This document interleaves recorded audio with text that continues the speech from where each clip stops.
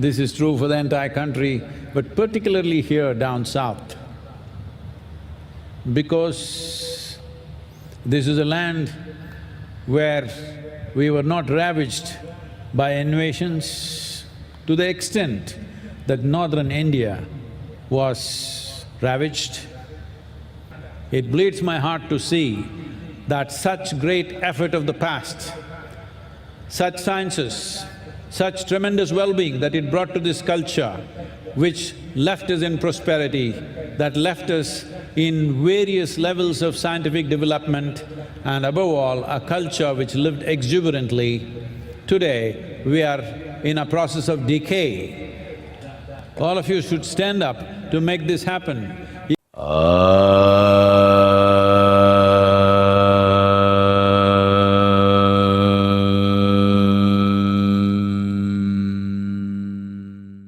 This is not about becoming superhuman. This is about realizing that being human is super. This Mahashivratri 2021, I'm particularly saying 2021 because there is a certain hangover from 2020 in everybody's minds.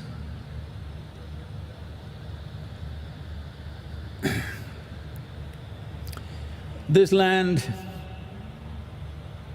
which the southern Indian land, this is not only true to southern India, but I'm speaking of southern India because I'm here. We are all here right now. This is true for the entire country, but particularly here down south. Because this is a land where we were not ravaged by invasions to the extent that northern India was ravaged. So this land, particularly Tamil Nadu, has been a land of devotion. The great kings like Rajaraja Cholan, Gangaikonda Cholan, Cherans,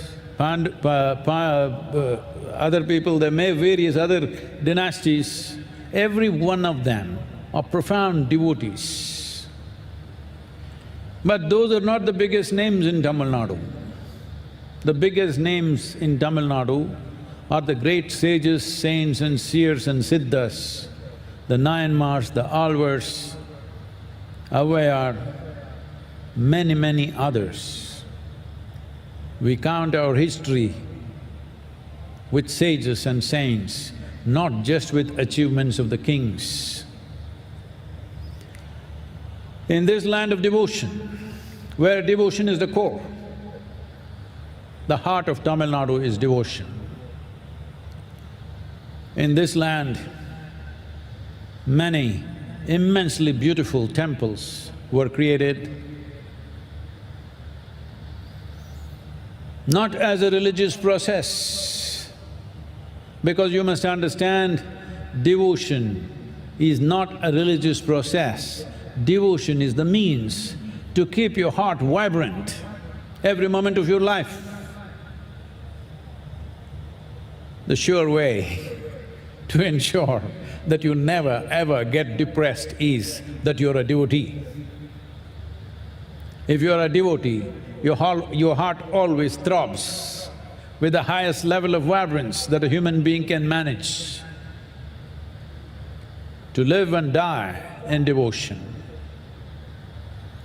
This is not about a particular religion. This is about organizing a human being in such a way that you have a heart for life. Whatever life throws at you, you have the ability to ride over that because your heart is overflowing with devotion. This is the nature of this culture.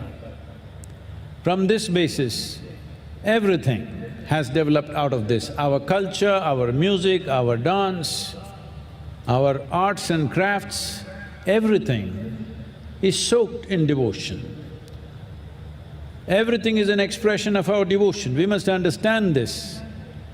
We did not make music and then got little devotional.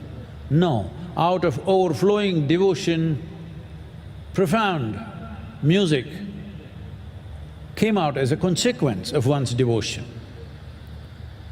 Our prosperity, which is legendary, so prosperous to an extent that outside world could not imagine how prosperous a nation can be.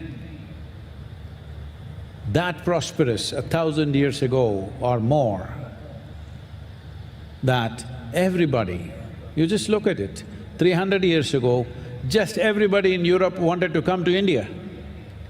Don't think that they wanted to come and get enlightened in India. Or don't think they were just coming for sightseeing to see your beaches. No, they wanted to come here.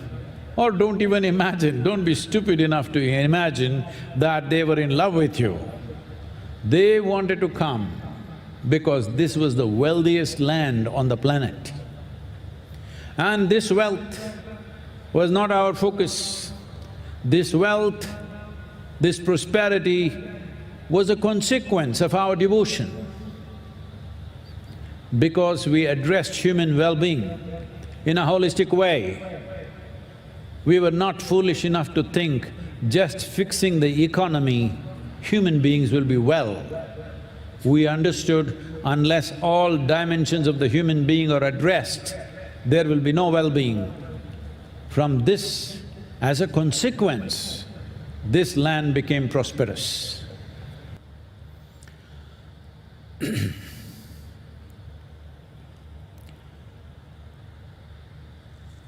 More ships were launched from Europe towards India in those 2 centuries than for anything else. It was the wealth. They knew about this wealth because well over 2,000 years ago, well over 5,000 years ago, there are records of Roman ships, Greek ships coming here to Tamil Nadu and southern India to buy pepper. The pepper craze in Europe, I want you to imagine this.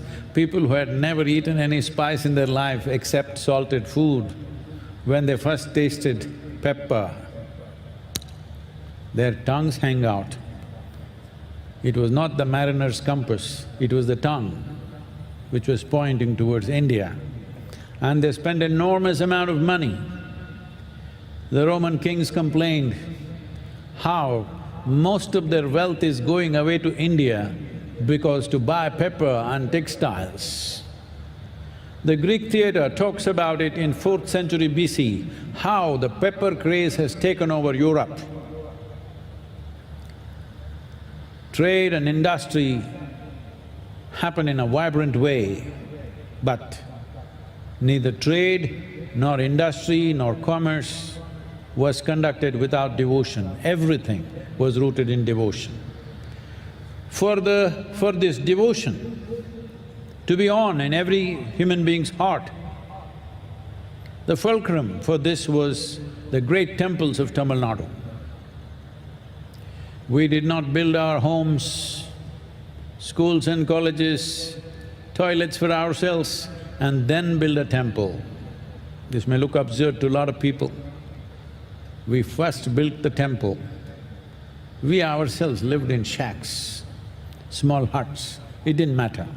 But a grand temple, how grand it is. How grand it is, if you want to understand. Many of you who have not travelled in Tamil Nadu, you must come and see out of granite stone what's been done 1,000 years ago when there were no trucks, no cranes, no machines of any kind, just with human hand. The spirit behind it, if you just imagine, if you know something about construction, if you know something about engineering, if you just go and look at it, you will be so overwhelmed. You cannot help being very proud of being human, because what kind of human beings are these? These are devotees, where their own well-being didn't matter. What they created for everybody's well-being is all that mattered to them. We are once again breeding and creating such people here that the devotion in their heart is the main fire. You need to understand this, that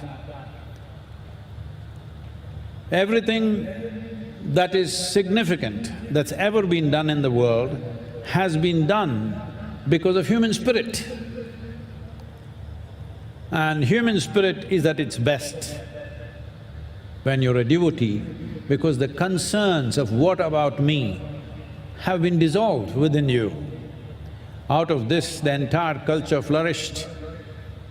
Well, everybody counts only the commercial successes. They don't understand the profoundness of various other things. As I've been speaking about the temples, there is a lot of debate and discussion going on, lot of negativity from certain people. But I want you to understand this. Right now the problem is, I've been talking to so many people, if you say temple, they say revenue, varamanam. It's very appropriate, because when East India Company took over the temples, they put the temples in the revenue department, most appropriate, because they didn't come here out of their love for the deities for which we were willing to shed our life. They came here because of the revenue, the wealth, the gold, the diamonds, the land. Not love, not devotion, greed is the ruling force. Now we are still talking the same thing. If you say temple, you say revenue. If I say Kaveri, people say revenue. What about the revenue? Well, I think you're not getting it. Let me speak like this. I know I shouldn't be speaking this language, but because so many people are not getting it, I'm saying this, please listen. If I say your mother, will you say revenue? If I say your wife, will you say revenue? If I say your children, will you say revenue? Then why is it when we say temple, you're saying revenue? It's shameful that we are talking about temples as revenue. It's not about revenue. It's not about land. The gold has been anyway taken away, it doesn't matter to us. This is the core. This is the core of this land spirit. You cannot diminish it, you cannot put it down, you cannot mismanage it, but unfortunately, it's going in that direction. I want you to understand this, the temples were not taken over by the British government. It was taken over by East India Company, a business, and they put it under their revenue department. In 1817, this whole disaster started. Then it so happened that the Christian missionaries and evangelical people back home in England for them started protesting that Christian men should not manage pagan temples.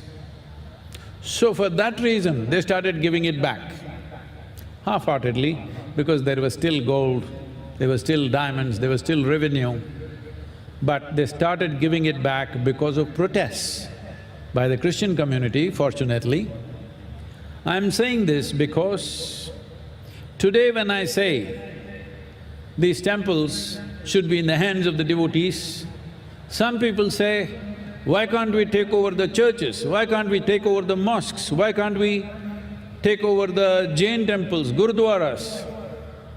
No, you should not touch the mosque, you should not touch the church, you should not touch the gurudwara or the Jain temple, because there is one justice, one injustice. You don't have to multiply that. Instead of solving the problem, you want to multiply the problem. Nobody has any right to take anybody's place of worship, whoever they are, whatever they believe in. If it means something to them, it means something to them, that's all.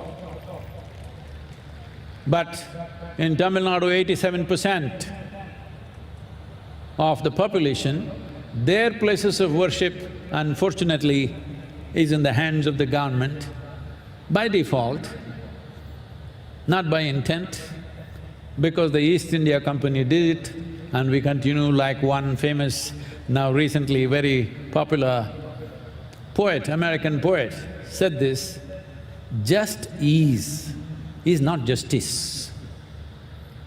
Unfortunately, this is continuing in Tamil Nadu and large parts of the country. We think if you just leave it as it is, it's justice. No, just is not justice. Now, what is it that I'm talking about? What I'm saying is, I'm talking about the fundamental rights of the citizens of India, and I'm talking about secularism, because in my understanding, to be secular means religion does not mess with the government does not mess with the religion. That's my idea of secularism.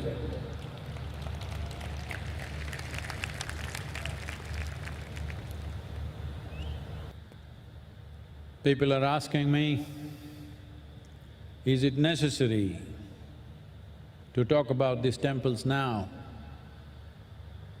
Should you not feed the poor? Yes, it's unfortunate.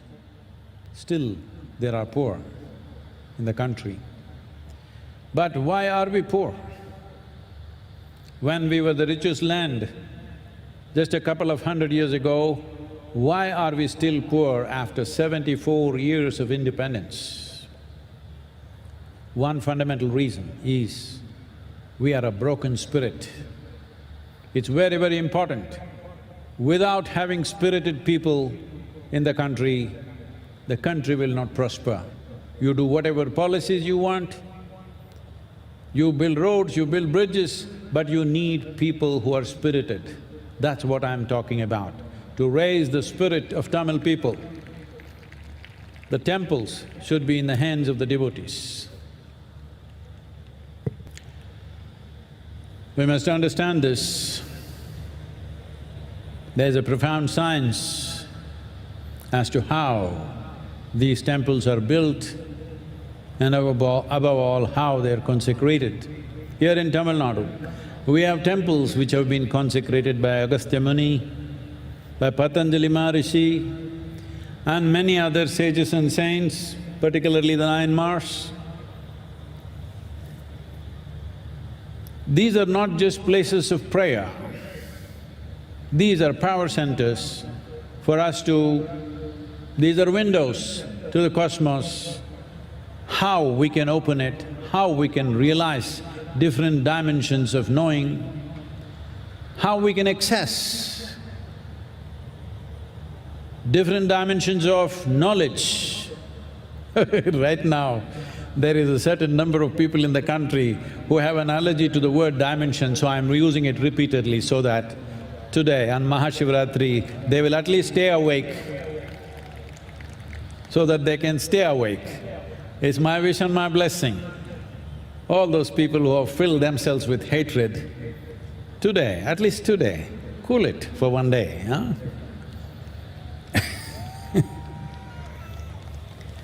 So, temples were not just made as places of prayer. It was not about petitioning God.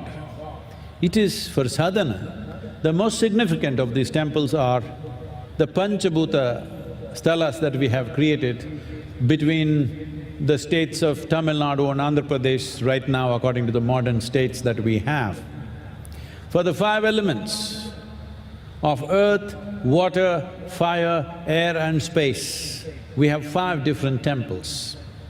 These 5 are to work in tandem, like one big machine, to create well-being, because the fundamentals of yoga is in the fundamental science called as Bhuta Shuddhi, the way of cleansing the elements and slowly gaining mastery over the elements. Once you have mastery over your elements, you have mastery over your physical and psychological nature.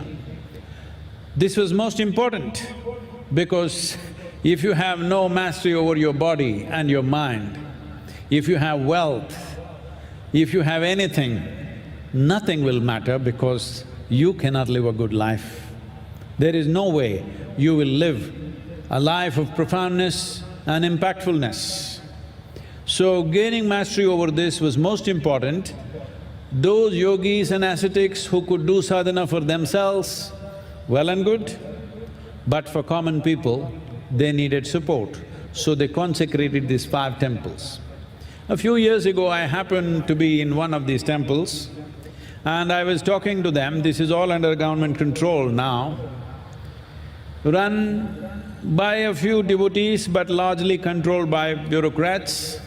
I asked them, in some way are you managing this connection with the 5 elements, these 5 temples?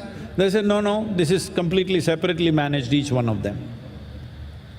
Then I thought, I told that trustee this, that see, if your father was a rich man, a very wealthy man, and he had a Rolls-Royce, after he died, because you were 5 sons, each one of you took one wheel and started rolling it and think you have a Rolls-Royce, you're a tragedy. This is the tragedy that has come to us. People think if they take a broom and sweep it, they're managing the temple. People think if they do 2 pujas, they're managing the temple. No, that is not the management of temple. There is much more intricate science involved in this. It is very important. This is in the hands of the devotees. It is very important that all of you should stand up to make this happen. If I say temples, people say, oh, are you getting into politics? Are you interested in the revenue? I am not interested in the revenue. When I'm saying I don't want the government in the temples, do I want politics in the temples? Definitely I don't want. It is just that it bleeds my heart to see that such great effort of the past, such sciences, such tremendous well-being that it brought to this culture, which left us in prosperity, that left us in various levels of scientific development, and above all, a culture which lived exuberantly. Today, we are in a process of decay. The UNESCO, oh, look at these guys, they've all come prepared. Okay. Okay.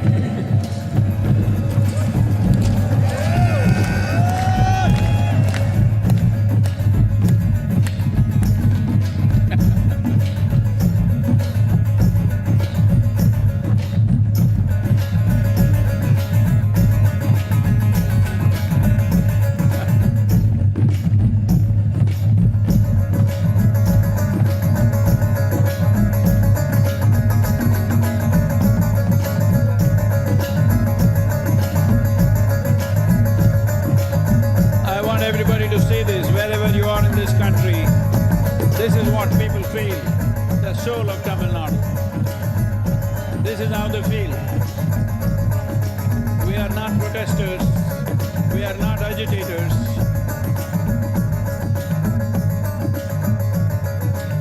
We are not protesters, we are not agitators, we are anguished, we are pained. So all these people who are raising their support with these banners, these are not agitators. We will not block roads, we will not block trains, we will not cause inconvenience to others. But as responsible citizens of this state, when the state is going for election, we are expressing our anguish. Please listen. Every one of you who's standing for election, please listen.